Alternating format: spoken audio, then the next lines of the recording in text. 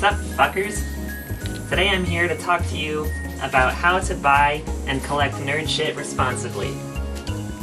I'm an expert. I watched a video on the YouTubes the other day, and this man, this poor motherfucker, he made a whole half-hour video telling the story of how he ended up collecting way too many video games, how it wasn't worth it, and he was sort of trying to warn, like, the audience, people like little old me, trying to warn us all about collecting things irresponsibly, how to avoid falling into the same trap he did.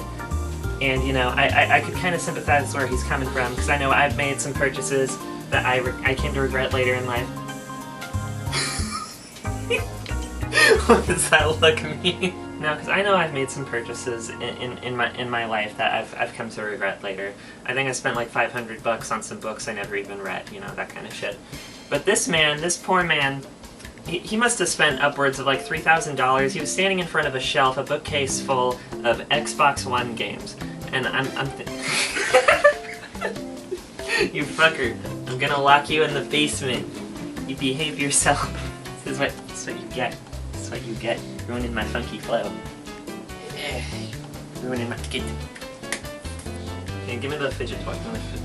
As an extremely normal hentai weeaboo, I have to say, people who collect every single new video game that comes out, like if you're going to fucking GameStop and buying every new video game that comes out for $60, $70, that's not a problem with collecting video games, that's a problem with you being a fucking moron.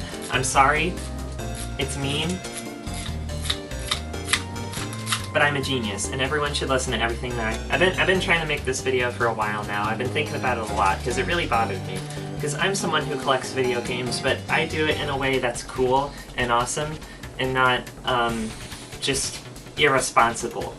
You need to collect nerd shit responsibly if you're going to be doing it at all, and what I mean by that is, try to buy things that are, like, genuinely cool, things that other people will appreciate, things that you can bond with other people over. Just having a wall of video games, like half of them you don't even like, that's just like, you know, having too much income. Like, that's just a problem with, like, not knowing what to do with the money once you have it. It's a common problem, you know, like people who are, like, poor during, like, their childhood, like, growing up, you know, and then you reach adulthood and suddenly you're financially stable for the first time in your life, you have disposable income that you never had before, and it's just a very common psychological effect, you know, you fucking spend it all, spending it all the time. Be someone who had no money almost their entire life, you suddenly come into money.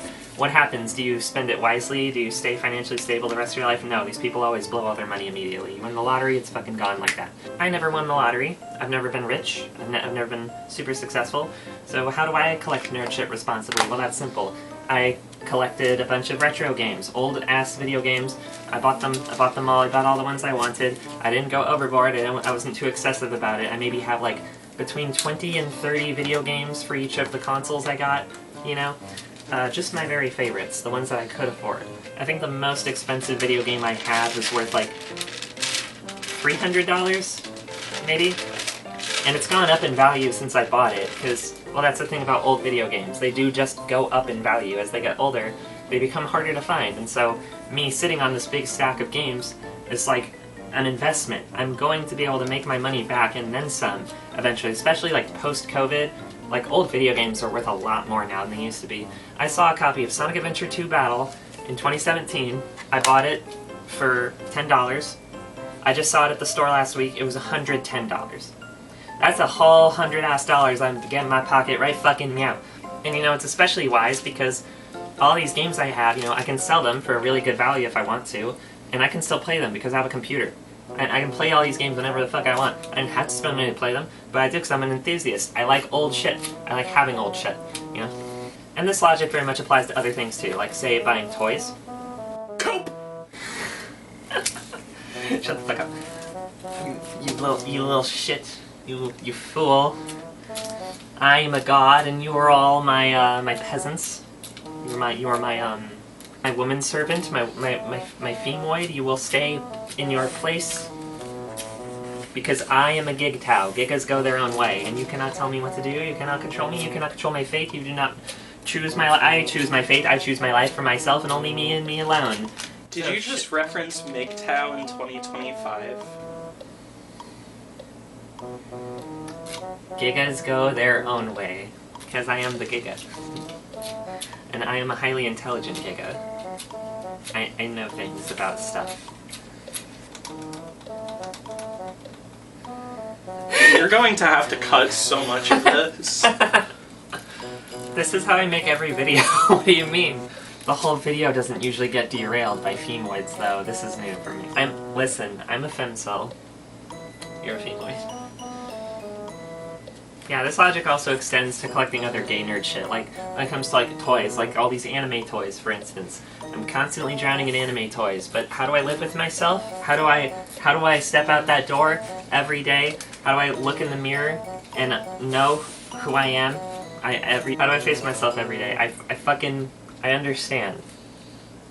You know, these toys, these things, these are Nendoroids. These are cool as shit. Every single one of these are cool as shit, and I know people want them. If ever the day comes that I want to resell every toy I have, it's totally possible. I can fucking go on the internet, be like, yo, what up, bitch? I got the box and everything. And these fuckers will slurp it up like the pig slop it is.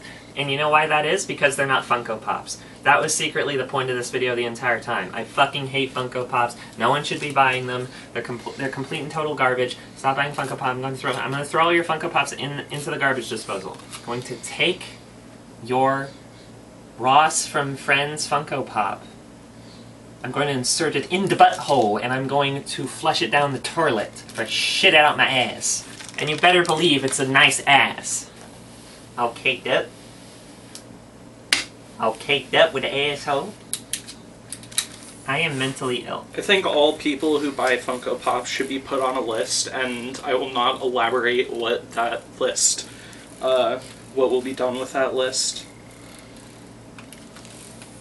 I think RFK Jr. knows what to do with that list. But yeah, I don't know. I've seen people who are just like rabid Funko Pop fans, and I feel weird about it, because like, I mean, I guess you're just doing it for yourself and all, but like, man, if you're gonna spend that much money on toys, like, there are toys that you can display that other people will look at and appreciate. They'll be like, wow, that's so cool, you have this one, like, I really like this character, that's so cool, you have that.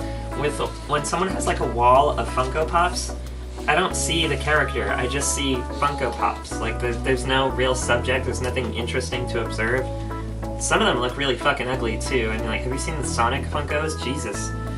Most of them are bad. They're bad, and when I look at them, I don't see like a collector's item. I don't see something with value that like other people are gonna want, you know? Funkos are like Beanie Babies. People think they're valuable now, but give it like 20, 30 years, those are all going in the landfill. There's gonna be a huge fucking like, that's all I see when I see Funkos. I just think landfill.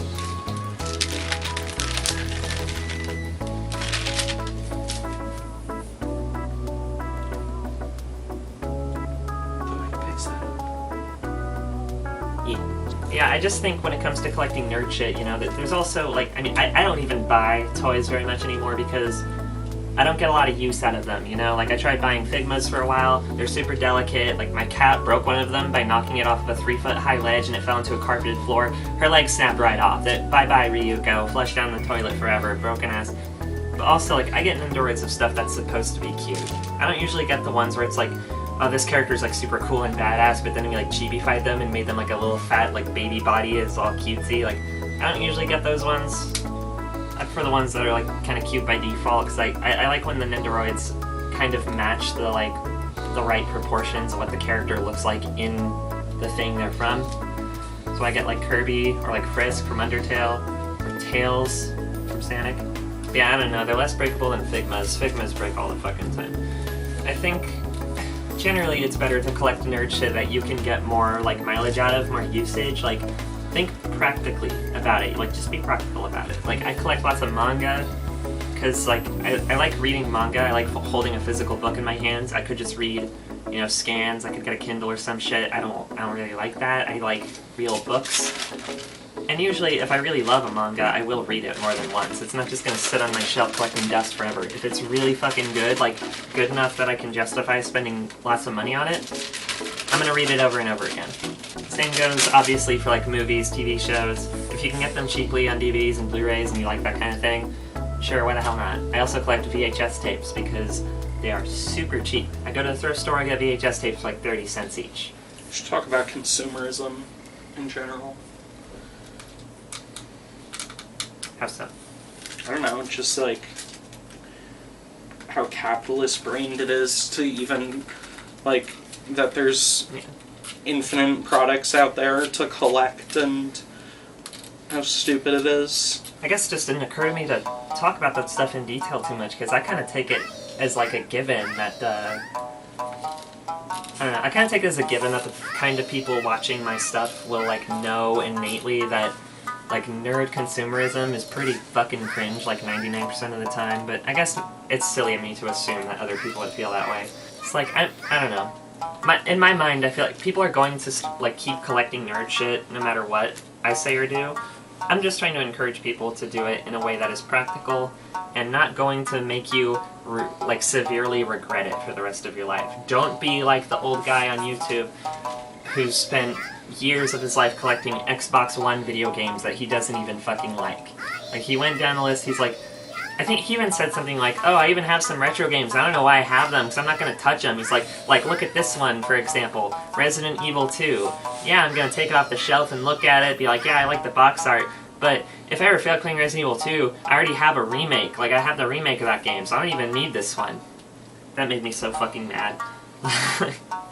Like, oh my god, dude, that's like the worst possible example you could have brought up, dude. Resident Evil 2, the remake, that's like a different fucking game. What are you even talking about? That's the kind of nerd consumerism I'm really railing against, is the useless kind. Don't just buy shit just to buy shit. Buy shit because it has a purpose. Like, video games have a purpose. I can play a video game over and over again for like years, assuming it's a good one. If it's not a good one, I won't buy it. Well, that's all I've got to say about that.